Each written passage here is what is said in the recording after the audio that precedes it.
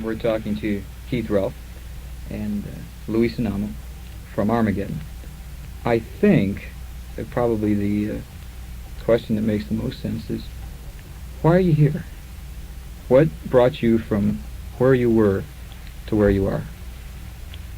I think things had stagnated quite considerably. There was a lot of, worry about depression and vinyl shortage, and record companies were cutting back on who they were signing, being a bit more choosy, and we just didn't feel that it was real what they were telling us, compared with what we had to offer. So we thought we'd just sell up and come over here where things appeared to be happening more. Yeah, a sort of a desire to communicate to a larger audience. I mean, we knew when we set out basically that if we were to come to America and form the band, then it would be heard in England. But rather to form it in England would have been very difficult to do at the time because of limiting factors in England. Keith, of course, being in the Yardbirds and then in Renaissance, now back into the rock and roll. And what were the transitions in there? From the beginning of the Yardbirds, which was very much a people's band, very much, a blues band, blues-based band, and very gutsy, very sort of a gut type of thing which was happening at that period with Eric. Going through, then changing from that and becoming a sort of pop type image band, and then finally ending up in the sort of futuristic sounding sort of feedback type of band that we ended up as, through the psychedelic, so-called psychedelic era, '67. How did that lead into Renaissance? I think just a conscious desire to bring about change. I mean, at that time I was, I considered change to be an important factor, and I felt that I'd been doing that, the heavy electric guitar type of orientated material and stuff, with me out front screaming my guts out kind of thing. I thought that there was time for a change from that, and why not try something new? Renaissance was the actual teaming of the two of you. That's right.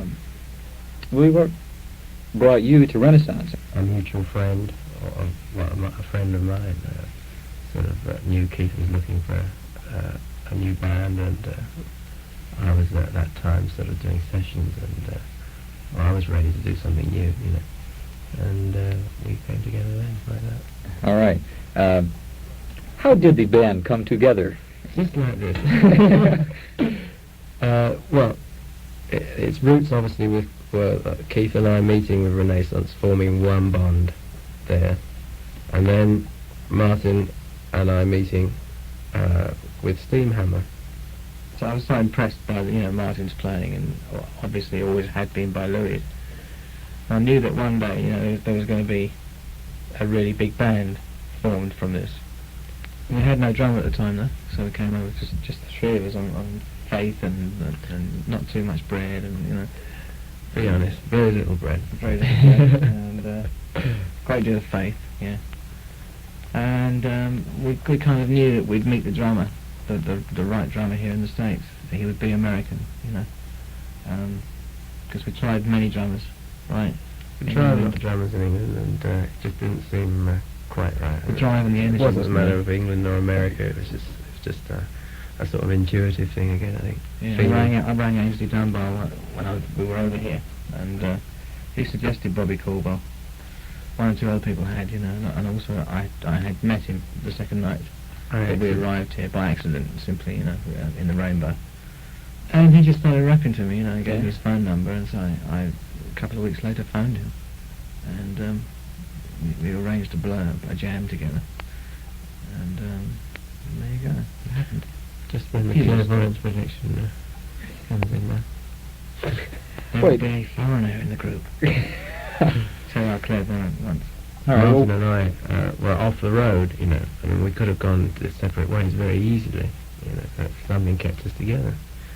And same with Keith. I mean, Keith was off in many different directions, searching for something. And suddenly there we were with absolutely nothing but just the faith element of what we were doing was right. And that's how it came in. But that was 18 months ago. What happened between then and today, when finally there's an album out on the streets and a tour imminent?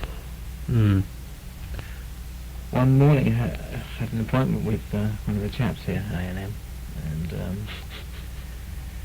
we at that point were incomplete. We hadn't got the drummer together. He said, "Yeah, well, it sounds good. Why don't you come back when you've got your drummer, and we'll listen to it." And in that meantime, we met Bobby, and had a short rehearsal, or just a jam really.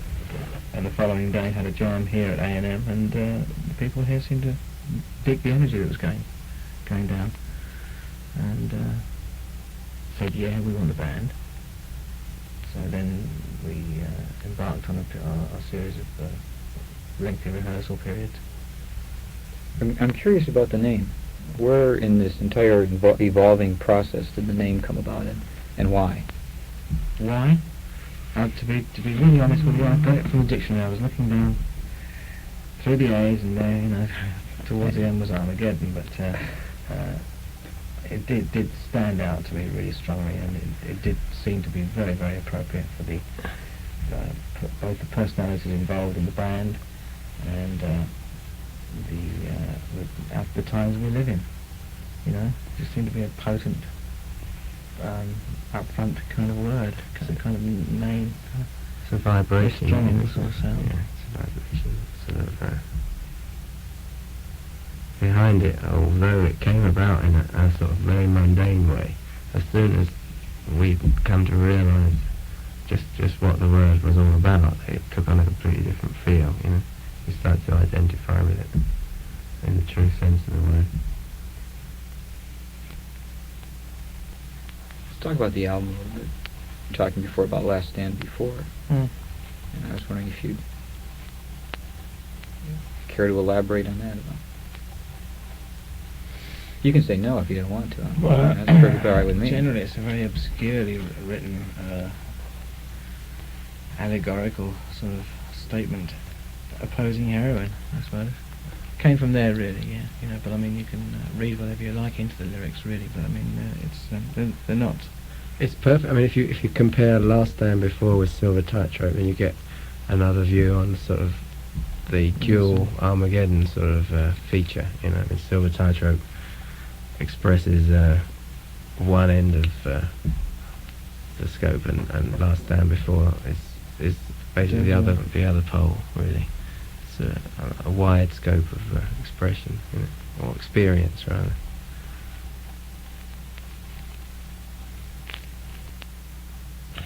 I happen to like Silver Tightrope. Closely followed by the Buzzard. Why the Buzzard? Oh, I don't know. That's another allegorical thing, really. Also, the riff for the Buzzard dates back to the original Steamhammer band, and Keith was associated with it when we got that together.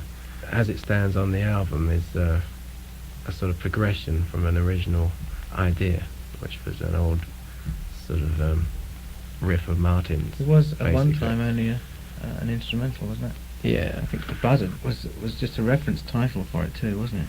I Then when it think came to me last year, I just took that reference title and took the title and made it into more than a title, more into an actual theme.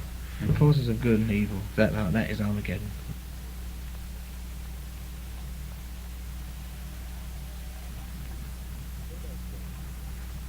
What about the Midnight Sun cut?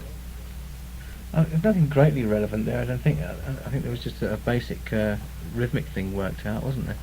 Basically, the idea for the lyrics stem from Bobby and not from Keith, so you've got a different viewpoint. That was the one number that Bobby had like a couple of verses for, and that was the title of it, and so therefore, you know, the first two verses are Bobby's.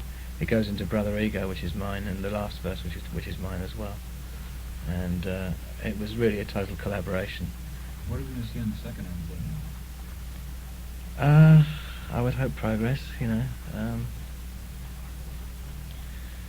Probably more of a marriage now between the very heavy and the lush. The next album should be, in every way, well, it will be a vast improvement, because by that time the band would have been born as far as playing live is concerned. There'll be a which will add maturity a there. complete- As well. And the next. I would hope the next one would be much more subtle. We're going to try and enlarge the scope of the sound of the band and make it, rather than just a bass guitar drums formula, just make sort of the whole thing sound more huge, more just sort of And clean. clean. Yeah, well, it'd be clean and dirty and heavy and light and so on and so forth.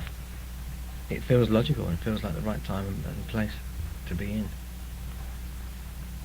Simply that, really.